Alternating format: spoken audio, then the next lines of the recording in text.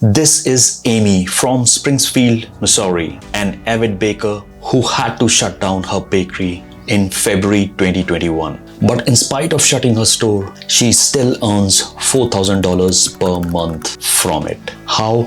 Let's find out how she did this turnaround. It was 2009 when Amy started her bakery with her family. She ran it successfully for around 11 years until pandemic hit. Unfortunately, Amy Cakes Bakery had to be shut down.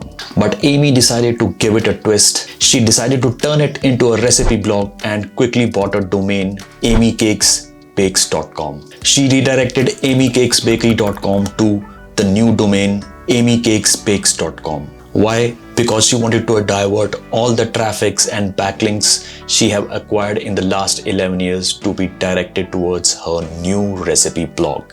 Remember, it was her physical store and she had been listed on many local directory websites and sites like TripAdvisor, Yelp and cakes.com. Her bakery had received many positive reviews with her name mentioned in all these reviews. And all this was going to help her in building EAT and authority as a baker for this new recipe blog. She decided to share all the authentic recipes and urge her readers to tag her on Instagram, which will eventually build fan following as well as her name floating on the internet. Fast forward 2024, in the last 3 years, she has written 86 recipes and over 100 web stories. It has a DR rating of 26 and all her backlinks are organic. She gets around 38k monthly traffic, which is not huge, but still it is helping her to earn $4,000 per month. How? Let's find out. If you notice her Pinterest profile, she gets around 22% of traffic directly from Pinterest, which is good because it gives an alternate option if something happens to the organic traffic. Now the most important question is, her blog has been growing month after month since the last 12 months. So what is exactly working for her blog? Why she has not been hit by a Google update in the last 12 months? These days, Googles have two key focus areas, EEAT and helpful content. And this blog excels in both the departments. So first of all, Amy is not a fake person. She is a real person, which is evident from a lot of reviews which she has received in the past 11 and a half years. There are a lot of real photos of her working in the bakery, online media talking about her and her bakery, Facebook groups and Instagram activity with her customers, and a YouTube channel where she shares her recipes. All these things shows her real experience, expertise, authoritativeness, and trustworthiness. All these EAT factors also help in helpful content because you can trust these recipes shared by her.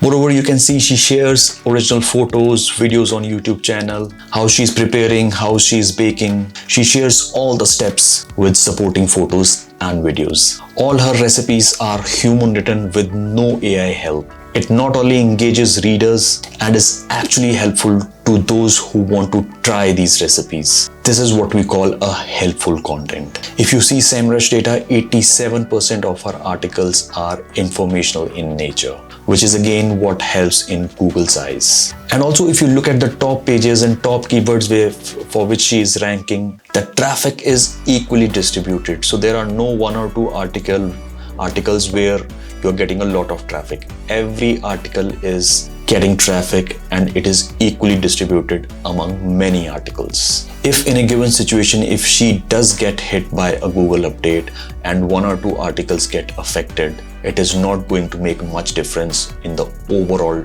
organic traffic of the site because the traffic is equally distributed. If you notice her Google Analytics, she is getting traffic from Discover as well, and she is already investing in web stories. Web stories can get you good traffic if one or two web stories go viral, and you can get a lot of ad earning from web stories as well. I also noticed she is using a video sitemap which is being used in a lot of our articles as well as web stories. All these things are acting as a magnet for an organic traffic and making her site growing month by month. Now let's look at her income reports. Her major source of revenue is from Mediavine and some from Amazon affiliate. You can pause the video and check these screenshots if you want a detailed breakup of month after month from ads as well as Amazon affiliate. Overall, she's earning $4,000 per month with just 86 articles and 100 web stories with no investment on link building.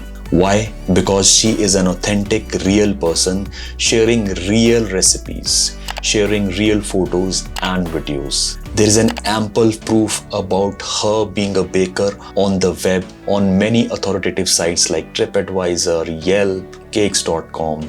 A lot of local medias are talking about her. So it is easy for Google to trust on her as a baker and then trust on her recipes as well. These 2-3 things makes her blog stand out from the rest of the recipe blogs. So now let's talk about the growth ideas. How can she grow this website further? Number 1, obviously she needs to add more recipes in a similar format, sharing original videos, sharing original photos. She needs to continue investing in web stories. She needs to post more web stories. They have more chances of going viral and thereby increasing her ad revenue. Number 2 on this list is building backlinks. Yes, she has got a lot of good organic backlinks, but now it's time to get backlinks from high authority website from similar niches related to baking or cooking. That will further build her authority in this space and make her site Google update proof. And lastly, invest in more better quality videos. Her YouTube channel is faceless, but she can always improve the quality of the videos so that she gets more engagement, because YouTube channel itself can be a big income source if she puts a little more attention on the YouTube channel by improving the quality of the videos. I have shared 2 similar another case studies where both the owners have grown their blogs organic traffic and they are generating good revenue numbers. Go check it out.